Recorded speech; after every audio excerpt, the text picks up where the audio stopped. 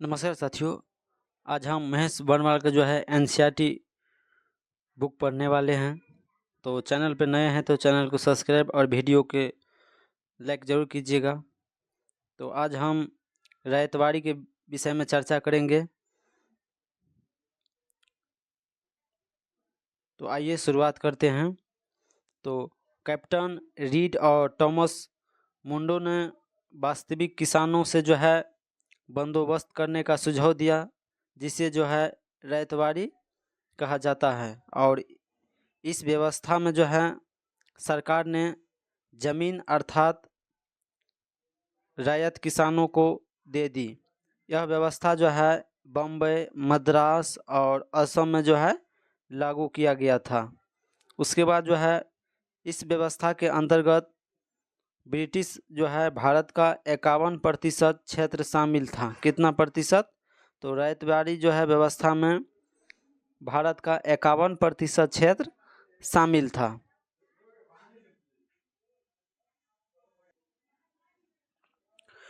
उसके बाद 1792 ईस्वी में जो है कैप्टन रीड के जो है प्रयासों से रैयतवाड़ी व्यवस्था को जो है सर्वप्रथम तमिलनाडु के जो है बारामहल जिले में लागू किया गया था। उसके बाद भूमि के उपजाऊपन और फसल के जो हैं किस्म के आधार पर राजस्व 30 वर्ष तक की अवधि के लिए जो है निश्चित कर दिया गया। और इसके अंतर्गत लगान का जो है 1/3 था। कितना था? लगान दर 1/3 था। उसके बाद पैदावार की कुल कीमत का लगभग जो है आधा हिस्सा सरकार को मिलता था। और इस व्यवस्था ने जो है सरकार को सबसे बड़ा जमींदारी बना दिया। उसके बाद हम महलवाड़ी के विषय में चर्चा करेंगे। तो पश्चिमी उत्तर प्रदेश गांव जो है बिरादरियों या महलों के साथ जो है महलवाड़ी बंदोबस्त किया गया। और महलवाड़ी व्यवस्था जो है जमींदारी व्यवस्था का संशोधित रूप थी।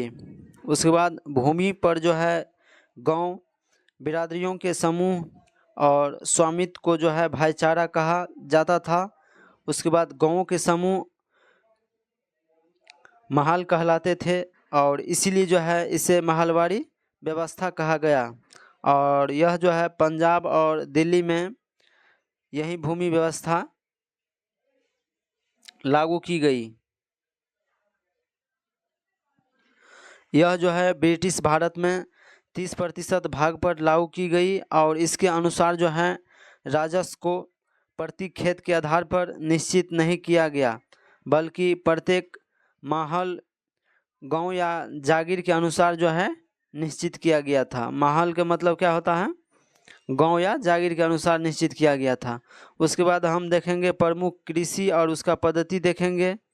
तो आइए हम उसके प्रमुख कृषि और उसके पद्धतियों के बारे में जानकारी लेते हैं। तो सबसे पहले है 3 कठिया प्रथा। बिहार के जो है चंपारण जिले में किसानों को इस प्रथा के अंतर्गत जो है अंग्रेज नील बागानों से जो है अनुबंधन के तहत अपनी भूमि के 3/20 भाग पर जो है नील की खेती करनी पड़ती थी। तो जैसे 20 कट्ठा ज़मीन था तो इसमें 3 कट्ठा ज़मीन पर जो है अनिवार्य कर दिया था अंग्रेज सब जो है आपको नील के बागान की खेती करना ही है। उसके बाद हम देखेंगे सेकेंड दुबला हाली प्रथा। इस प्रथा के अनुसार जो है दुबला हाली प्रथा के अंतर्गत भूदास अपनी संपत्ति एवं जो है स्वयं का संरक्षक अपने मालिकों को जो है मानते थे। और यह प्रथा जो है सूरत में प्रचलित थी। उसके बाद थर्ड है ददनी प्रथा। इस प्रथा के अंतर्गत जो हैं ब्रिटिश व्यापारी भारतीय उत्पादकों और कारीगरों शिल्पियों आदि के निर्मित जो है माल प्राप्त करने के लिए अग्रिम अथवा पेशगी के रूप में धन देते थे। उसके बाद हम देखेंगे कमियोटी प्रथा। इस प्रथा के अनुसार जो है कृषि दास के रूप में खेती करने वाली जो है कर्मिया जाति अपने मालिक से जो है मिले और ऋण के ब्याज के बदले जो है जीवन पर्यंत उनकी सेवा करते थे। और यह प्रथा जो है बिहार और उड़ीसा में प्रचलित था। कौन? कमियोटी प्रथा। क्या था इस प्रथा में? तो इस प्रथा में जो था वो कृषि दास के रूप में खेती करने वाले कमिया जाति अपने मालिक से जो है मिले और ऋण के ब्याज के बदले जीवन पर्यंत उनकी सेवा करते थे। और यह प्रथा बिहार जो है और उड़ीसा में प्रचलित था।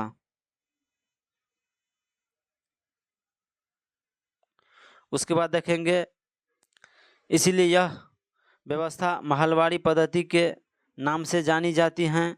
समस्त महल ग्राम सम्मिलित रूप से जो है राजस्व चुकाने के लिए उत्तरदायी था। और इस व्यवस्था का श्रेय जो है हॉल्ट मैकेंजी को जाता है। गांव के प्रधान ब्रिटिश जिलाधिकारी के अंतर्गत हो गए और निश्चित समय में सरकार जो है को राजस्व अदा करने के कानून के कारण अनेक छोटे भू स्वामी अपने संपत्ति को गिरवी रखने या उससे जो है दखल होने पर विवश हुए। और इसमें लगान की दर जो है परिवर्तनशील रही। इन नई भूमि व्यवस्थाओं ने भारतीय कृषि उत्पादन को जो है बाजार के साथ साथ जोड़कर उसे अप्रत्यक्ष रूप से प्रोत्साहन दिया। और परिणाम स्वरूप खाद्यान्न और नकदी फसल और बागान की वस्तुएं आदि देशी एवं विदेशी बाजार के लिए जो है बिक्री की एक महत्वपूर्ण वस्तु बनाई गई। ब्रिटिश व्यापारी अफीम को जो है बड़े पैमाने पर चोरी छिपे चीन ले जाने लगे और भारत में अफीम की पैदावार बढ़ाने के लिए जो है किसानों को प्रोत्साहित किया गया। उसके बाद दक्कन की काली मिट्टी में जो है कपास की खेती को बहुत ज़्यादा बढ़ावा मिला। और अंग्रेज को जो है जूट, चाय और कहवा के जो है निर्यातक से अधिक मुनाफा मिला है।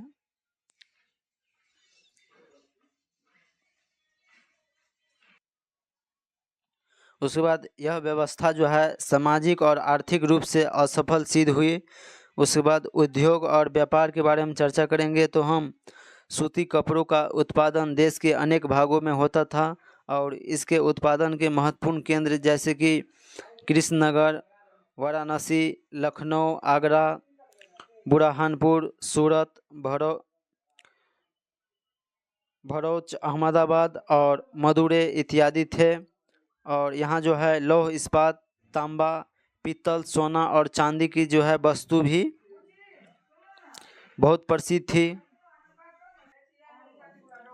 उसके बाद 17वीं और 18वीं सदी में जो है जहाज निर्माण के क्षेत्र में भारत बहुत प्रसिद्ध था और जहाज निर्माण का जो है मुख्य केंद्र था।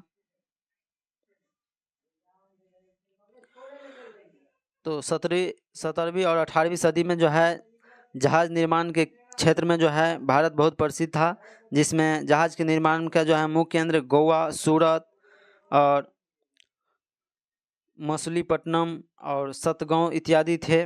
उसके बाद गुजरात के जो हैं शिल्पकार श्रेणियों में जो है संगठित थे।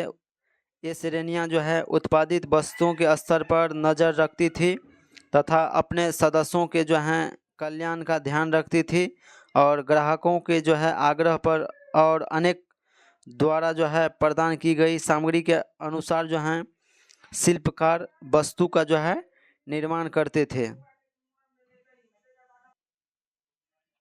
उसके बाद हम भारतीय उद्योग और उसका पतन के बारे में चर्चा करेंगे।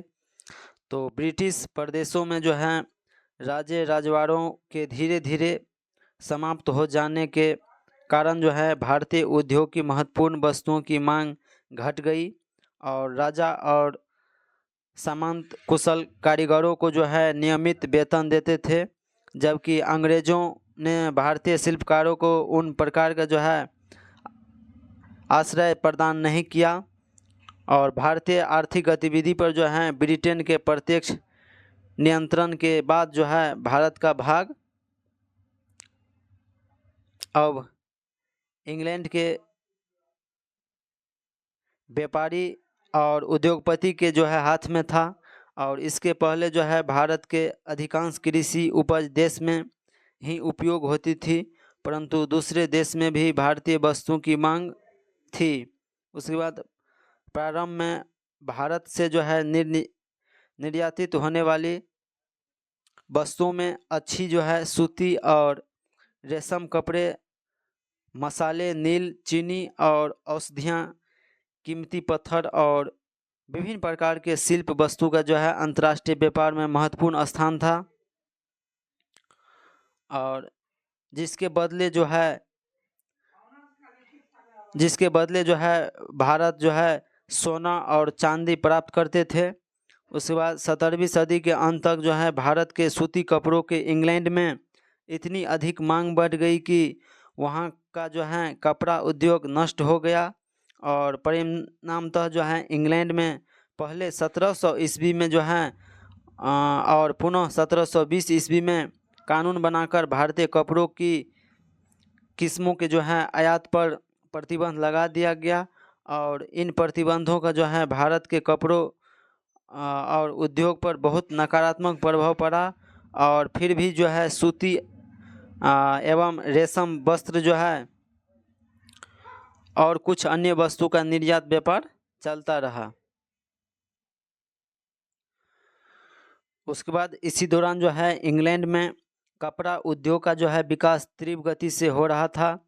और इस उद्योग से जो है भारतीय कपड़ों के किस्मों से प्रतिस्पर्धा करने की पूरी कोशिश की गई। उसके बाद लखनऊ में जो है बनने वाले छिंट को इंग्लैंड की महिला बहुत पसंद करती थी। उसके बाद 1754 ईस्वी तक जो है अंग्रेज यह दावा करने लगे कि वे भारतीय दस्तकारों से बेहतर छपाई कर सकते हैं। औद्योगिकी क्रांति और नई मशीनों ने इंग्लैंड के कपड़े उद्योग की जो है मदद की। इससे जो है भारतीय कपड़ों के निर्यात की जो है स्थिति बिगड़ गई। उसके बाद जब अधिक मुनाफा कमाने के लिए ब्रिटिश व्यापारी और उत्पादकों के जो है हितों की रक्षा के लिए भारत और इंग्लैंड में कुछ कदम उठाए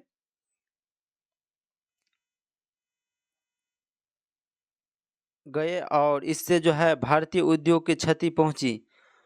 और कंपनी का मुनाफा बढ़ाने के लिए जो है उसके एजेंटों ने कपड़ा और अन्य वस्तु के जो है भारतीय उत्पादकों को विवश किया कि वे उनसे जो है बाजार भाव से 20 से जो है 40% तक कम कीमत ले।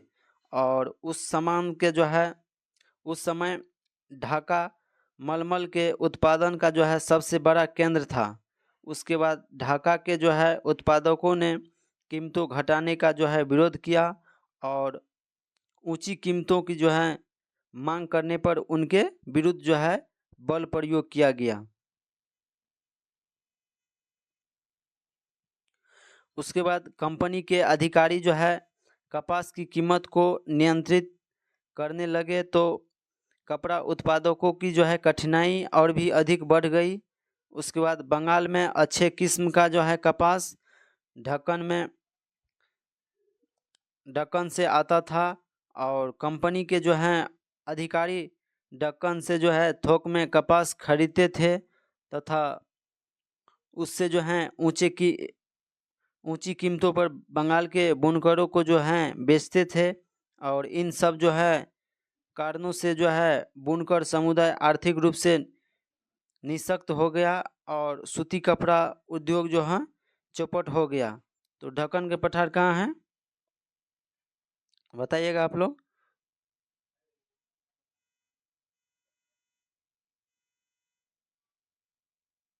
उसके बाद मशीन ने मशीन से जो है बने सस्ते सूती कपड़ों के जो है आने से भारतीय कपड़ा उद्योग को जो है सबसे बड़ा धक्का लग गया।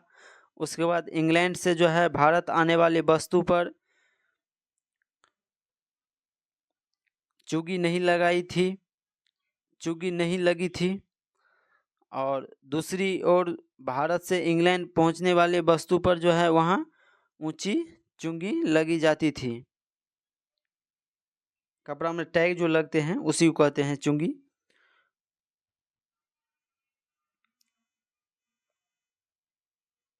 उसके बाद परिवहन और संचार के साधनों से जो है बहुत सुधार है और सुधारों से जो है भारत को ब्रिटिश वस्तु का बाजार और ब्रिटिश उद्योग के लिए जो है कच्चे माल का स्रोत बनाने में आसानी हुई।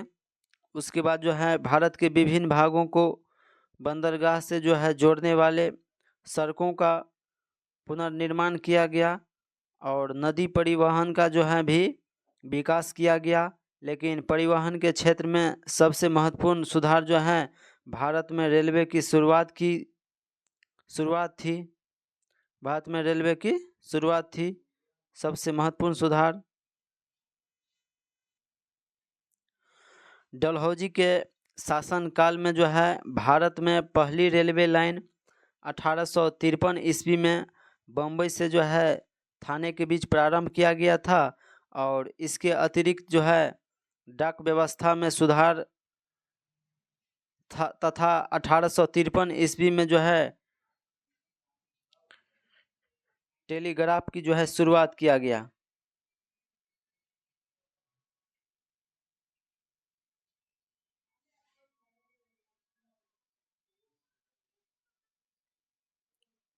तो डलहौजी के शासनकाल में पहली रेलवे लाइन कब बिछाया गया था? तो 1853 ईस्वी में। कहाँ से कहाँ तक बिछाया गया? तो बम्बई से थाने तक। उसके बाद हम सामाजिक कानून के व्यवस्था के बारे में चर्चा करेंगे। तो भारत पर जो है प्रत्यक्ष शासन स्थापित करने के बाद जो है लंबे समय तक ब्रिटिश शासक ने सामाजिक कुरीतियों पर जो है कोई ध्यान नहीं दिया और उनका मुख्य उद्देश्य था कि भारत का आर्थिक शोषण करना, न कि सामाजिक बुराइयों को दूर करना। ये सभी अंग्रेज का कहना था। उसके बाद इस काल में जो है भारत आए कुछ ब्रिटिश प्रशासक मानवतावादी और सुधारवादी विचार से प्रभावित थे। उन्हीं के प्रयास से जो है 19वीं सदी में 19वीं सदी के पहले जो है भाग में भारत के कुछ मानवतावादी कदम उठाए गए और इस दिशा में कुछ भारतीयों ने भी महत्वपूर्ण भूमिका निभाई, जिसमें उस समय जो है देश के कुछ भागों की कुछ समुदाय में शिशु कन्या और वध की प्रथा प्रचलित थी। कन्या के जन्म लेते ही उसे जो है मार डाला जाता था और उस समय की सामाजिक प्रथाओं के अनुसार जो है कन्याओं का विवाह अपनी जाति में करना पड़ता था। उसके बाद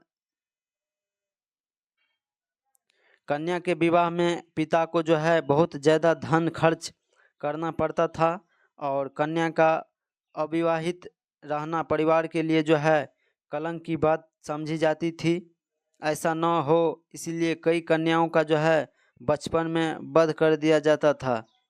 उसके बाद कभी कभी जो है धार्मिक मान्यताओं को पूरा करने के लिए जो है नवजात पुत्र और पुत्री जो है दोनों को पवित्र नदियों में जो है प्रवाहित कर दिया जाता था। उसके बाद इस क्रूर प्रथा को बंद करने के लिए जो है सरकार ने कानून बनाए।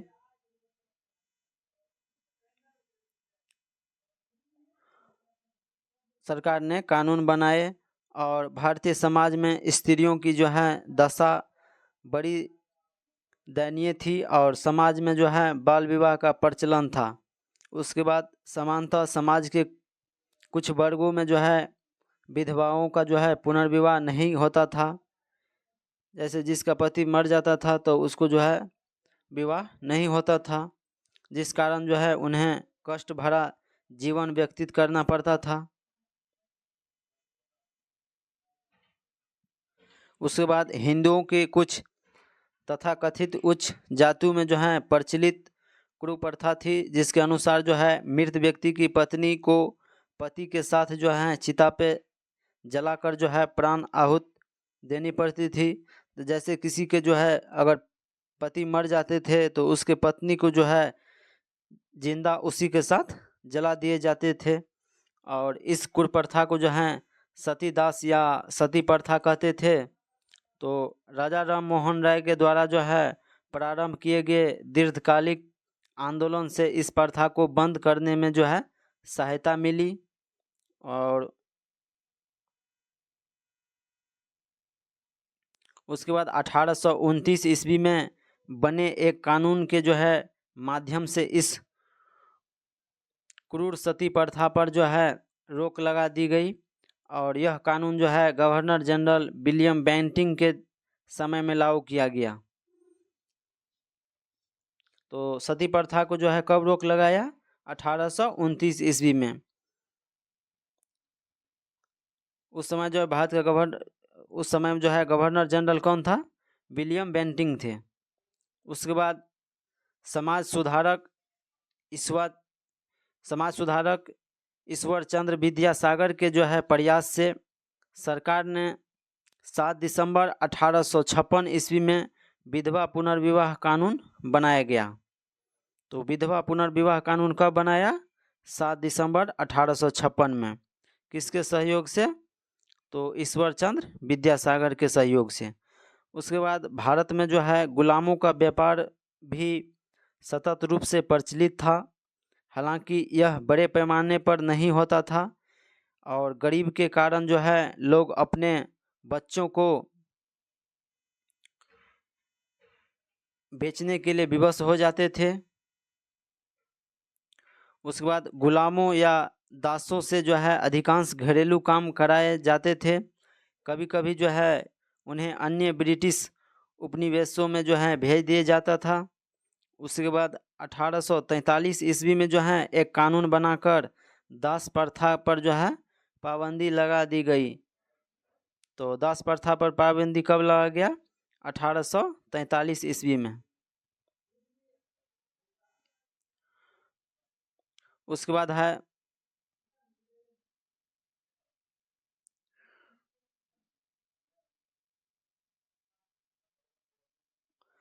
सरकार का मुख्य प्रयास जो है ब्रिटिश हित की रक्षा और अभिवृद्धि करना था। उसके बाद दूरगामी सामाजिक सुधारों में जो है उसकी ज़्यादा दिलचस्प नहीं थी और इस दिशा में जो है स्वयं भारतीयों ने प्रयास किए। उसके बाद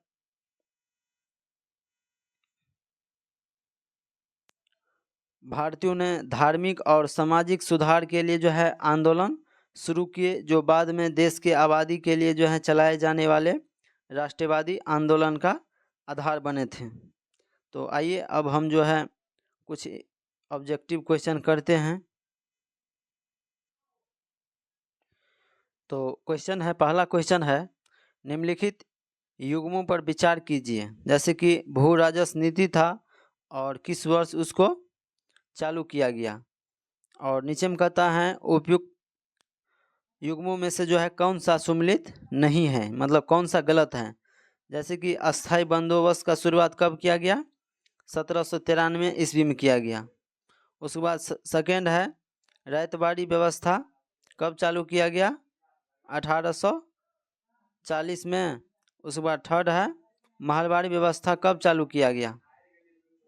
तो इसमें गलत पूछ रहा है। तो अस्थाई बंदोबस्त का शुरुआत 1793 में किया गया, ये सही है। उसके बाद महलबाड़ी व्यवस्था जो है 1822 ईस्वी में चालू किया गया, ये भी सही है। लेकिन रैयतवाड़ी व्यवस्था 1840 में, ये गलत है।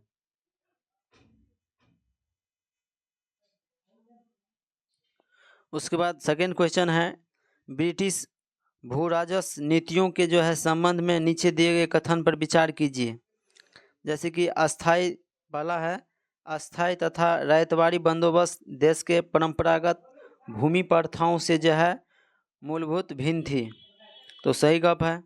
उसके बाद सेकेंड है, ब्रिटिश में जो है भूमि को ब्रिटिशों ने जो है भूमि को बेचने, गिरवी रखने और हस्तांतरित की जो है जा सकने वाली वस्तु बना दी थी। तो ये भी बात सही है।